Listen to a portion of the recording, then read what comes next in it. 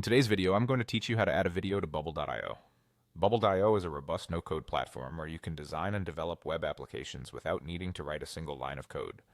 Today, we'll be focusing specifically on how to integrate a video onto your Bubble page to make your application more dynamic and visually engaging.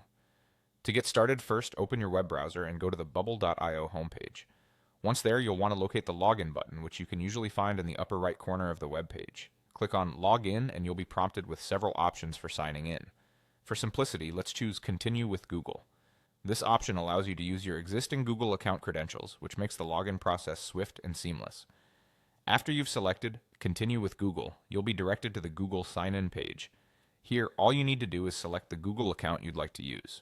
If asked to grant permissions, go ahead and click Continue. This step ensures Bubble.io can access your account, necessary for keeping everything synced. Now that you're logged in and at the Bubble.io dashboard, look for the project where you want to add a video. Click on the project's title and it will open up the project's workspace. Once inside your project, navigate to the Design tab. Here we'll add the video element to our web page. In the interface, simply click on Video. You'll need to drag and drop this element wherever you want the video to appear on your page. With the video element now placed, you'll want to ensure it's pointing to the correct video source. Look for the option that says Video Source in the property editor, usually located on the right side of the screen. Bubble.io allows you to link videos directly from platforms like YouTube. To find the video ID, simply look at the URL of the YouTube video.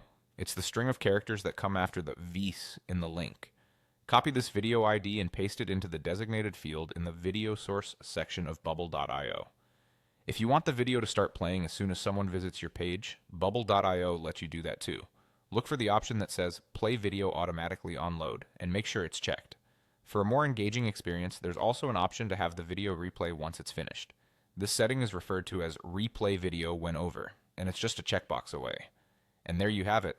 By following these steps, you've successfully integrated a video into your Bubble.io project. With this knowledge, you can add multimedia elements that enhance user experience and make your web app more interactive. Feel free to experiment with placement and settings to see what works best for your application. Thanks for tuning in, and happy video integrating.